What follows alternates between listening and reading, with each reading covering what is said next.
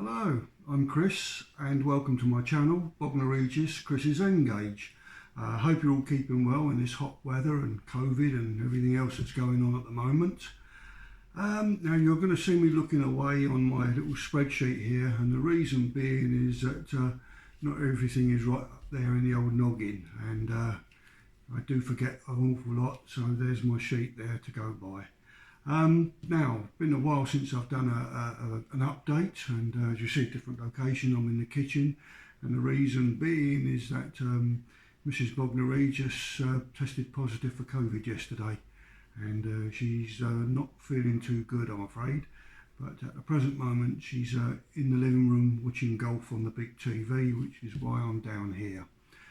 And starting off, let me see now. Now, when I was at work, which was over a year ago, and money was no problem, I did make quite a few purchases for the future of my layout. And it's very fortunate that I did, because I wouldn't be able to afford them now. And one of the things I first purchased was a complete soldering kit from DCC Concepts. And the reason I purchased this is that I was just watching a load of YouTuber videos, and I came across one by Dave of Cottesmore, and he actually visits the shop up north in Scotland, and they gave him a demonstration of the soldering kit that they supplied, and basically showed him how easy it was, and he had a go himself. And it just blew me away. Everyone, you know, you watch on there says, oh, and soldering is the difficult thing and whatever, and it gets easier with time. Well, I watched this video and I thought, my goodness, they make it look so easy, and I presume it's basically equipment. So, having said that, this is what they sent me, a complete box. It's all still in here. I've never taken it out and had a look at it properly, that is. Now, the video that I was on about, let me have a look here. I'll show it below the site so you can have a look yourself. It's well worth it. It's not very long, but it's just very good. I think so anyway. It starts about 7 minutes and 30 seconds into the video. That's when they start doing the bit on the soldering kit. Now, they do 3 types of soldering irons. I bought the middle range, that's this one here. That's this one here now. And the reason why I got this one is they do a 65 watt, an 80 watt and a 150 watt, which is the professional version. I went for the 80 watt, and I went for the 80 watt because the one that they show you in the demonstration is the 80 watt. It's a nice easy thing. You've got a controller here up and down. Just a lovely piece of kit. I purchased with it a stand. Oh, here we go. All the bits all over the place. But I purchased a stand. Again, that's demonstrated in the video. And another odd things here. What's this now? This is for restoring your soldering tips. Flux. This looks really good, this flux. Some soldering wire. Give you a spare tip for your soldering iron. And of course your little wire brush thing. Some more soldering.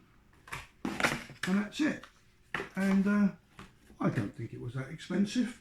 Bearing in mind, if you buy good kit, you should hopefully only use it once. But yes, so when I start soldering, doing the electrics and soldering my wire to the track, etc., that's what I've got to do it with. And like I said, I'm really glad I got it.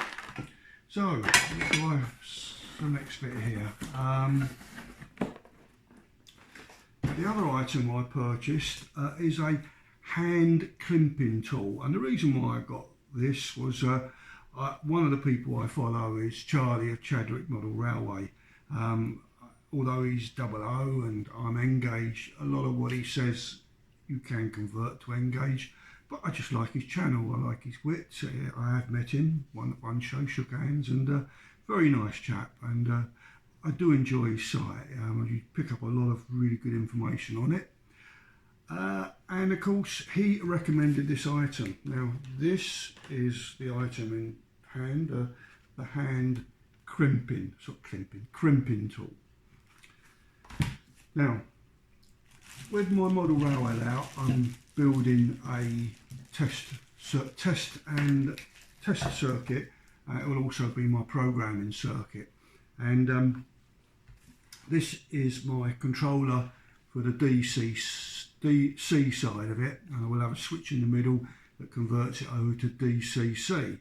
But the DC is what I'll be using at the moment, and I've got to connect the wires to this, and I thought there must be a really neat way of doing it instead of mucking around with soldering or whatever. And Charlie showed this, and I was really interested in it. Now, I've not done this before, so bear with me. With this set that I got from Amazon, this is the one that Charlie chose, you get your, what do they call them here, ferrules? Let's have a look.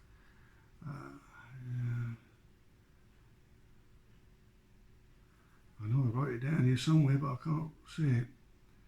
I think they're called ferrules. Yeah, ferrules, F-E-R-R-U-L-E-S, and you can buy lots of spares.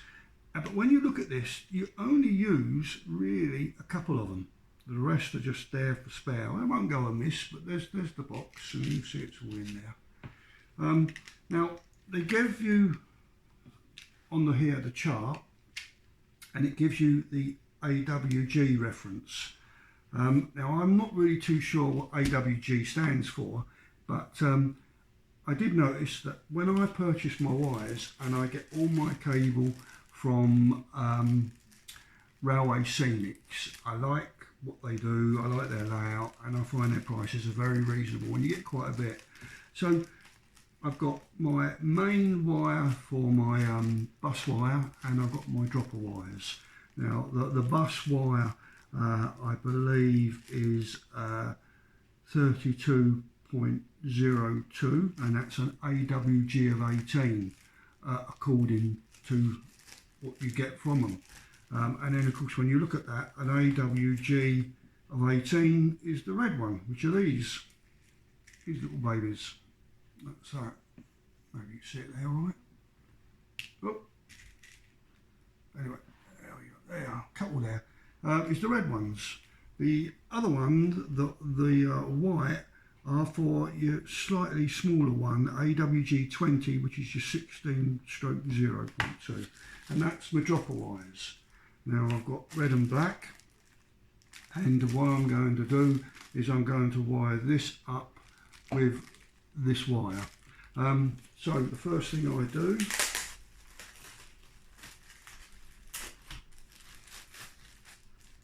I'm going to pause it here because I've left a bit behind.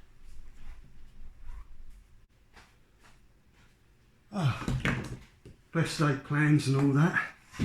I did purchase these, the two that are shown in the video from DCC Concepts, but I still like my trusty old ones that we use. But I use these for now for cutting wire, and the blue ones for track.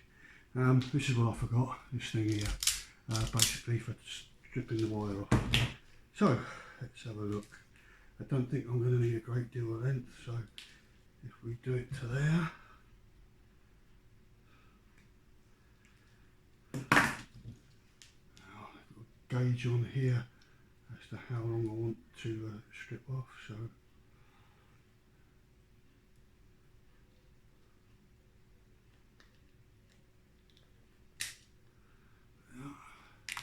easy as that. Now it says you don't actually have to thread them, turn them round. So the first one I'm going to use is the red one, and it says you don't worry about how far it goes through. Now because I'm cack-handed, I will twist it. You place it through like so. You don't worry about the bit coming out the end there. Now let's get the crimpers out. if you look at these, you'll see that they open up in the centre, and as you close it, it closes like one of those fancy doors in a science fiction film. There, I'll show you again. Right, so what you do is you simply put the ferrule through there, and then you clamp down on it, oops, without letting the wire fall out. Put the wire right through, and then you close it right like that. And what it does, so you can see here, it crimps that section, and that is now solid. And I really like that. And you see the wire sticking out the end. All you simply do is just trim it off, just like that. And if this is too long, you can even cut this shorter, depending on what you want to do. Now, that should just fit into there like so. Like so, and then all I do is screw it in. But what I'll do is I'll do 2 wires, and then I'll get back to you.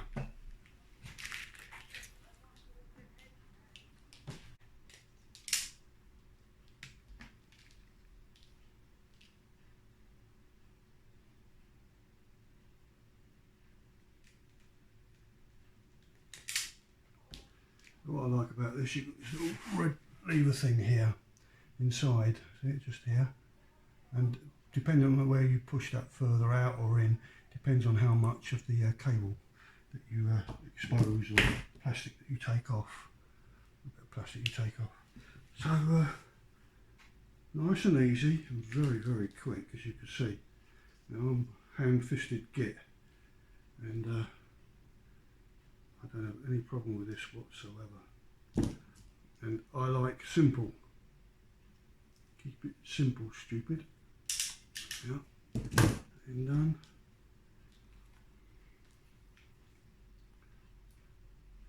Anything that makes my life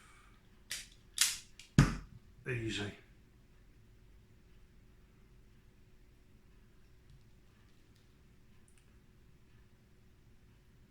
Of course, not only will it be useful for the layout, but anything else I happen to do.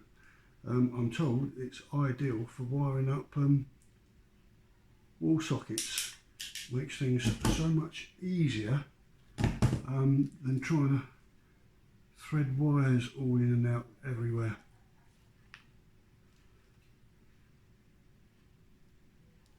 Now, I've never done that before, and there you are, as you can see, and it's so easy to do.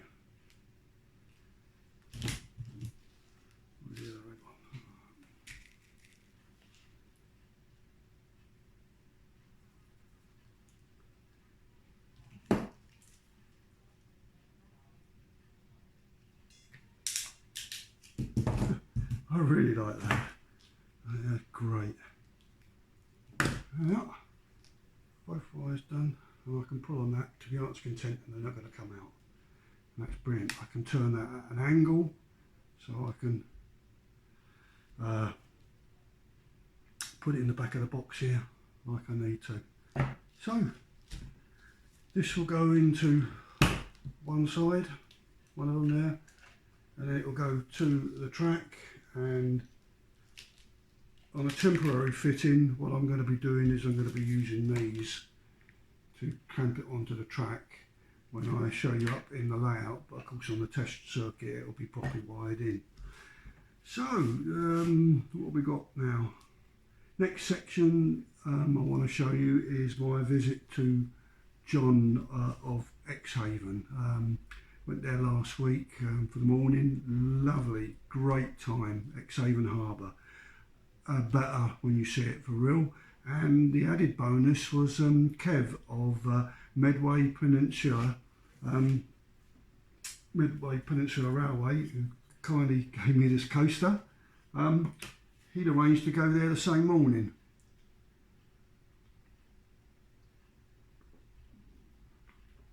So the 3 of us, we had a good old chat, a good look around the layout, and then down the pub for a quick pint. Lovely time, thoroughly enjoyed it, and I've got a bit of footage of the layout itself, so I hope you enjoy that. Cheers, John, really good day and fantastic to meet you, Kev. Hopefully we'll meet up again soon.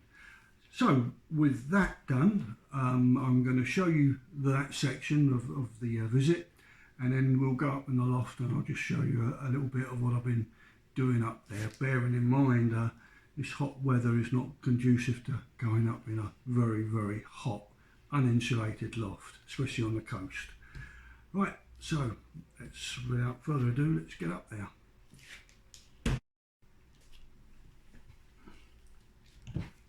I forgot to say, these strippers, they're exactly the same as DCC Concepts, exactly the same, but I got these from our local electrical outlet, and they're red. But other than that, they are no different whatsoever. They're not cheap, but highly recommend them. As you just saw me do that, I can measure, like I said, how long the wire needs to be. They're very easy to use, they don't jam up, and they cut first, or they pull the cable cover off nice and easy. Yeah, highly recommendable.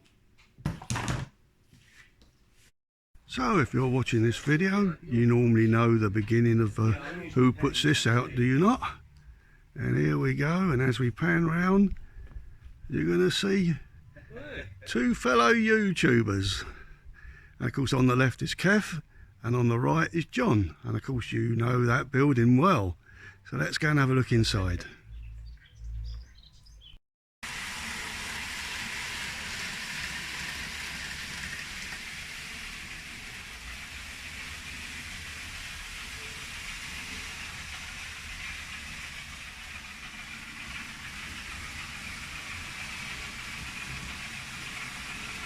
Does it feel funny to actually be here? It does. It's like when I went. It's really odd seeing you two in the flesh. Yeah. Not odd. No, but you're odd. But odd. But it's funny because however you do the angles, it looks different to when you actually see it in the flesh. Yeah. Isn't it? So what is the actual size? Well, the cabin. Yeah. Oh, yeah. Well, the cabin's 20 feet by 10 feet. Yeah.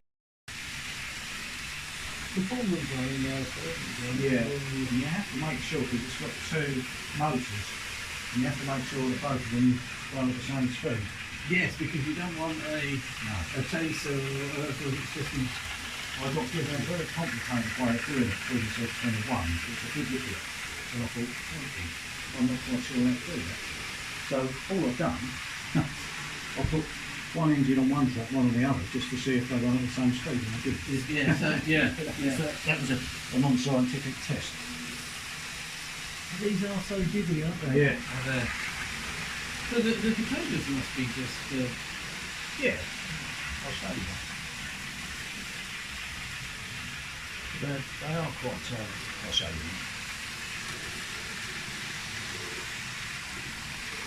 So these three wagons here, but I couldn't, because I had to do a crawl under in the end because of the design of the layout. You just can't, you can't do this as a lift up section. No, I did think about it, do I do lift up and whatever, and I saw so many people on YouTube where they had problems with the lift up and it wouldn't marry, and I'm thinking, well I've still got the ability to crawl under there, I'll crawl under it. In a way, I was thinking of doing a U shape and having sort of a lot of dog but a reverse, but then again I didn't think I'd got the room to be able to do it, so Now of course the bit you've all been waiting for, the loft. Oh, I have tied it up, I can assure you, hoovered through, work been done at the back there, I'll show you that in a minute. Of course when you come round to here you can see the temperature gauge, and it's 29.9, say 30 degrees. That's cool up here, but you don't want to be up here too long. Now with regards to that crimping tool that I showed you here,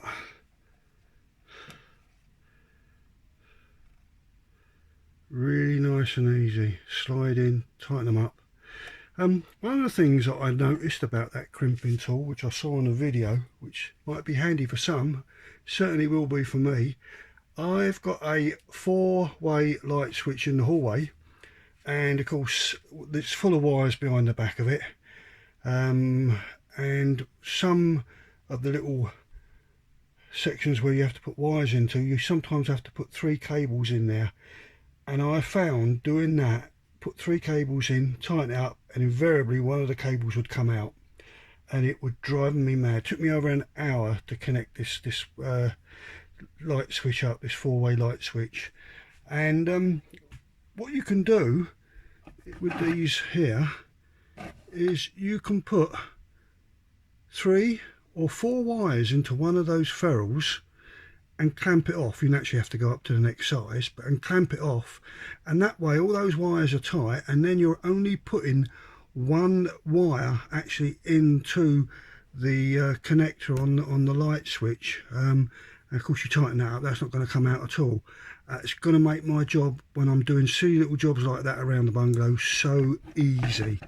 So as you see, the 2 wires come down from here, they connect to the crocodile clips, and they're temporarily on the track here, just there by the rubber. And of course there's the controller. Now I did come up here and check, and I've not been up here for months, and just to show you that everything's working all right.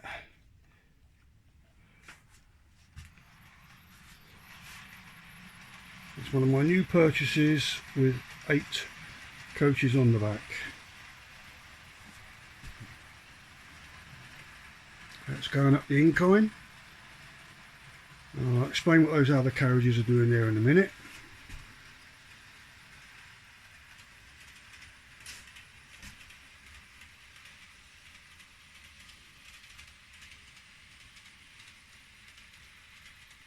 It's going up to the level where the terminus will be, Bognor, Regis, and it's just coming up to the station now. Right, let's run it back, and I'll explain to you what those carriages there are for. I have put gaps between each track, and as you can see, with the heat we've had this time, I've had none of the track distorting in any way whatsoever, so it does work, although some of them are actually touching rail to rail.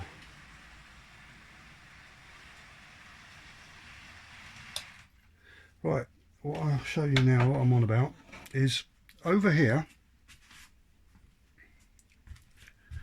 I have got 2 tracks. As you can appreciate, it's 2 all the way up here.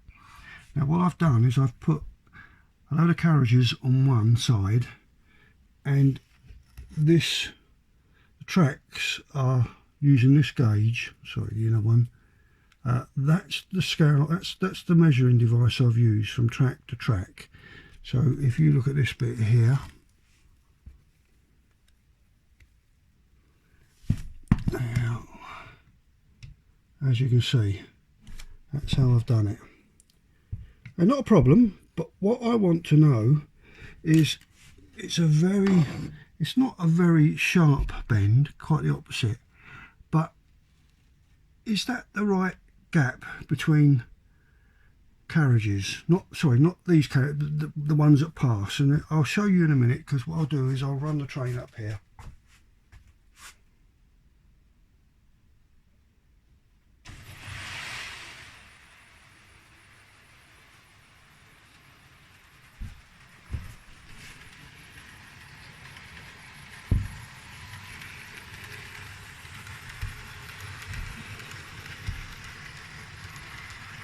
And to me that looks fine.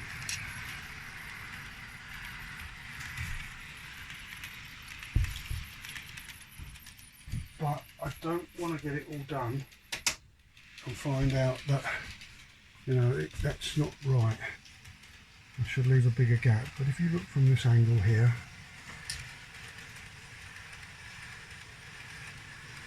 It looks pretty good to me. So, answers on a postcard.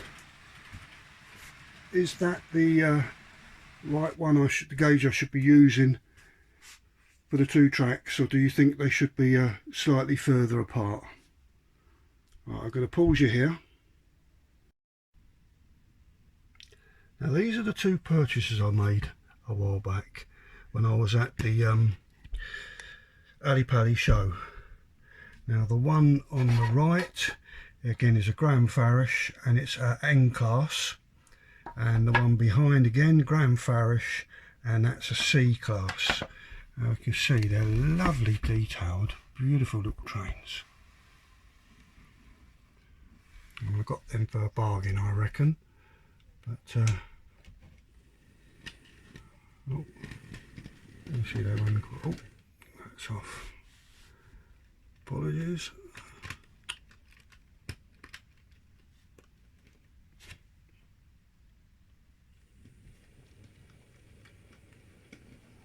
Nice little runners.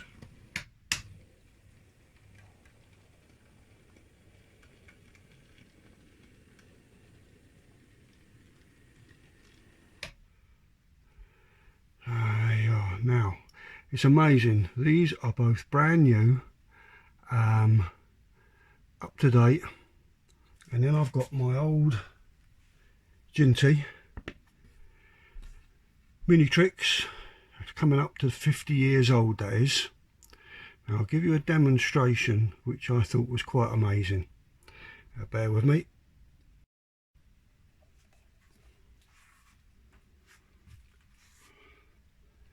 Right, and those of you that have followed me are aware that in London, behind the back of our flat, we had an express dairy, creamery and shunting yard, it was the dark blue tankers like these that I remember.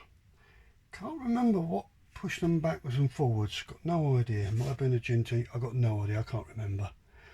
But I've got 24 in my set to replicate the empties being collected, and of course 8 being dropped off to be siphoned out into milk bottles. Now this is the C class, is it? Oh, I'll get them both fixed up. 1 minute, let's have a look. Yeah, that's the C class, the smaller of the two. All 24 milk wagons connected up, and watch this.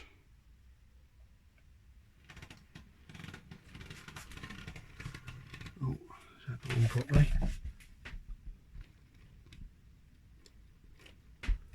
Right, try again.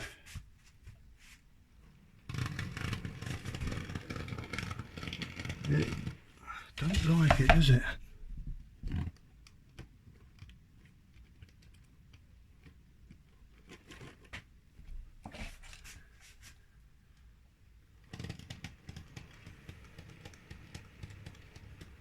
I don't get what's wrong with that. It runs nice and smoothly going backwards on the level. But as soon as I put it going forward with all the amount on the back, it doesn't seem to like it. And that sounds bloody awful. And as you can see, it'll get round to here, fast speed, and that's as far as it goes. That's just over 1% incline, which is crap as far as I'm concerned.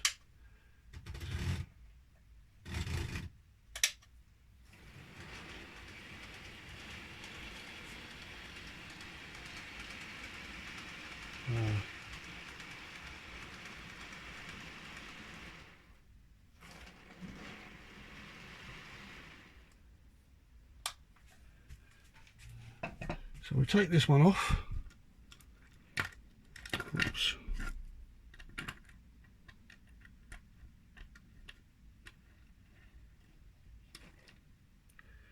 And now we put the, is it N class?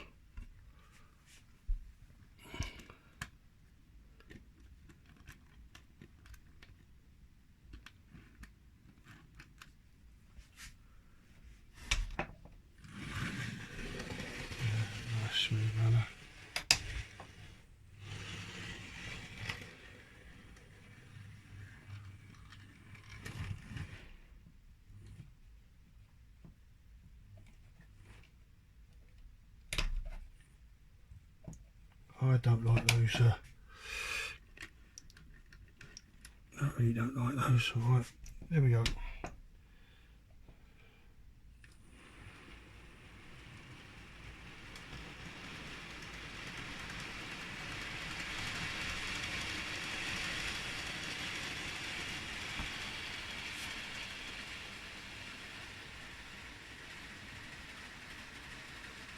Now, as you can see, that pulls them up there no problem.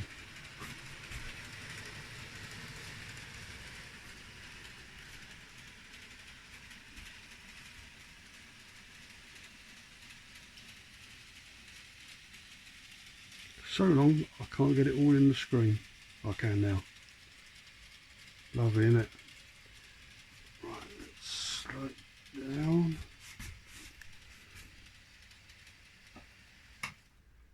And bring it back.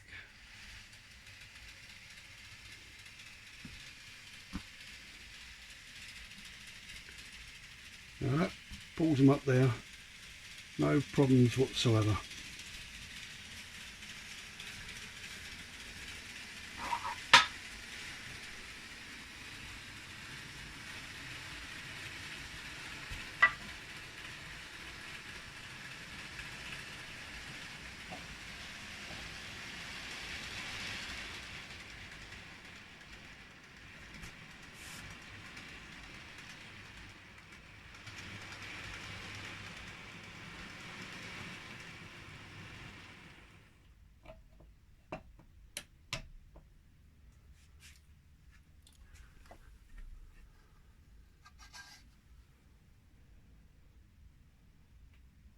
So that's the N class there. So the C class, as you've seen, can't pull 24 plus a brake van. The N class can, which is lovely. Now, my little old Ginty of nearly 50 years old.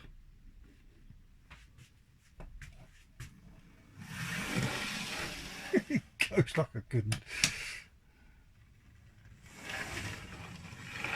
It hasn't been run for a while. Alright, so you watch this little puppy.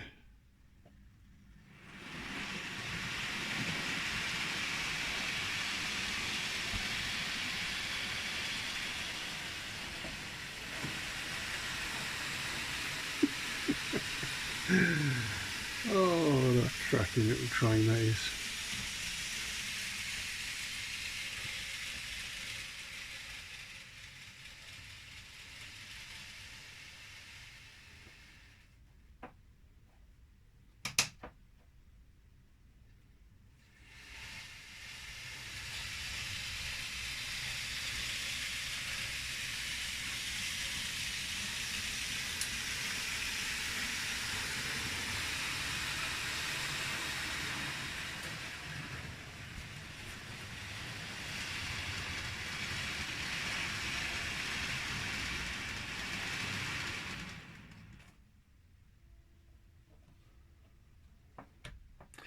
And there you are. So that pulls no problems. Now what I'm going to do about the little dinky one here, I mean it will pull weight, so it's not a problem. That's all it was. I think it was 8 that was full loads that was taken into the dairy at any one time, but it certainly won't be used for collecting 24. But just saying, demonstration, you know, how these two brand new, this one will do it no problem, this one can't, this one nearly 50 years old, Doddle.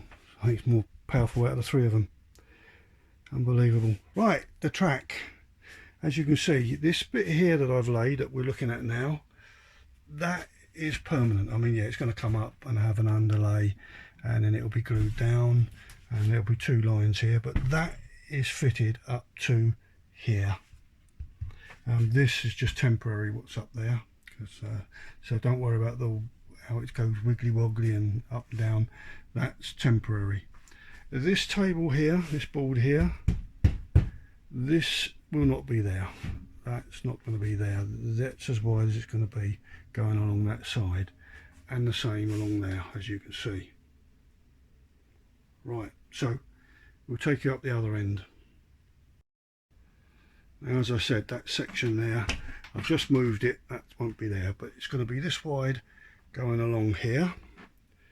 But this section here, underneath there, will be my slide out where I'll have my test circuit and my program circuit. And it's one that I can get down through the hatch without taking apart, and then I can put it in the garden for the grandkids, or take it out and take it up to them so they can have a look and whatever. But that's the idea of that. Now, as you see, this section here is new.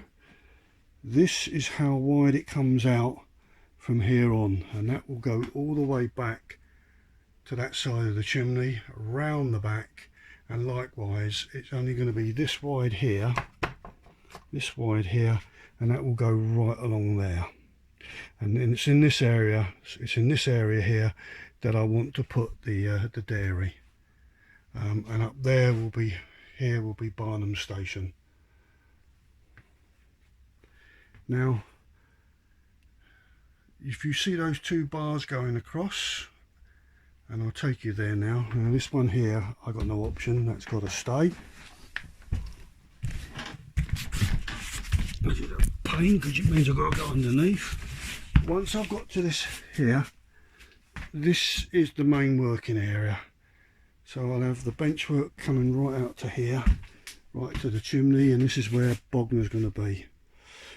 Fiddle yard round the back, and it's quite big, so I should be able to get all my trains round the back there. And then I've put these two sections in now. So basically I've strengthened the loft because they weren't there before. The beauty of that is I'm going to carry on right across here, so these will support the workbench, but on top of that, it gives me the option of doing this section here as a board. It could be a work area, but also I've got to figure out how to put two return loops in, and it may well be that I'll have a circle going around the chimney, and it will feed off to the tracks either side, and that way I'll be allowed to operate a return loop for both sides. That's the plan.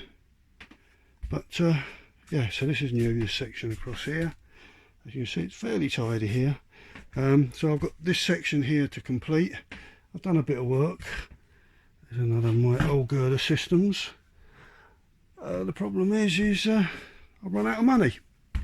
So when I've cleared my special model railway credit card, I'll then get some more wood, and then I can carry on along here and the bit behind me.